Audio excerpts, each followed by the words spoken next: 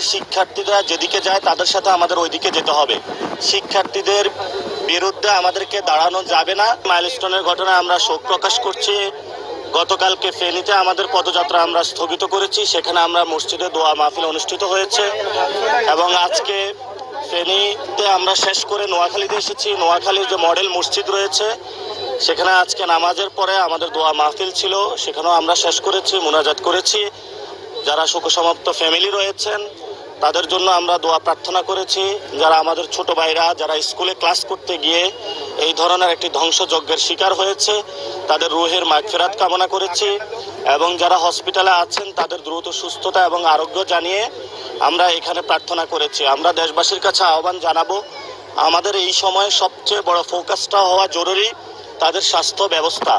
যারা চলে গিয়েছেন তাদের জন্য প্রার্থনা এবং ইতিমধ্যে তাদের বিভিন্ন জায়গায় আমরা শুনেছি কবরস্থানের ব্যবস্থা করা হয়েছে, দাফনের ব্যবস্থা করা হয়েছে এবং বিভিন্ন জায়গায় তাদের ক্ষতিপূরণের স্টুডেন্টরা দাবি তুলেছে। আমরা তাদের সাথে সহমর্মিতা পোষণ করছি।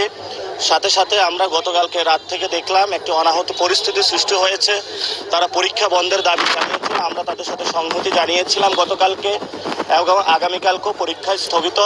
কিন্তু আমরা বর্তমান সরকার এবং দেশবাসীর কাছে আহ্বান জানাতে চাচ্ছি, আমাদের শিক্ষার্থীরা যেদিকে যায় তাদের সাথে আমাদের ওইদিকে যেতে হবে। শিক্ষার্থীদের বিরুদ্ধে আমাদেরকে দাঁড়ানো যাবে না এবং তাদের যে যৌক্তিক দাবিগুলো সেগুলো তদন্ত সাপেক্ষে সেগুলো মেনে নিতে আমরা সরকারকে আহ্বান জানাচ্ছি। এবং সারা বাংলাদেশে আজকে জাতীয় নাগরিক পার্টির একযোগে মসজিদ, মাদ্রাসা, মন্দির, প্যাগোডাতে আমাদের কেন্দ্রীয় কর্মসূচির অংশ হিসাবে প্রার্থনা রয়েছে। আমরা সকলেই এই প্রার্থনায় অংশ নিয়েছি এবং বিভিন্ন রাজনৈতিক দল থেকে শুরু করে যারা আছেন সবার কাছেও আমাদের আবেদন যে আপনারা বিভিন্ন জায়গা থেকে সুস্বাস্থ্য এবং চিকিৎসার জন্য ডাক্তার এবং যারা হেলথ ফোর্স রয়েছে তাদেরকে জায়গা করে দিবেন। হসপিটালে কেউ ভিড় করবেন না। এই ইমার্জেন্সি সিচুয়েশন আর আমাদের ফ্রন্ট লাইনের যুদ্ধ যারা ডাক্তার তাদেরকে আপনার স্পেস করে দিতে হবে এবং বিভিন্ন জায়গা থেকে পলিসি লেভেলে যাতে বাংলাদেশে এই ধরনের আর কোনো ধ্বংসযজ্ঞ না হয়, আমাদের কোনো স্টুডেন্ট না মারা যায়। আমরা দেখেছিলাম রানা প্লাজার মতন ইতিহাস, আমরা দেখেছিলাম বাংলাদেশে অনেকগুলো ধ্বংসযজ্ঞ হয়েছে কিন্তু আমরা কোথাও থেকে শিক্ষা নেই।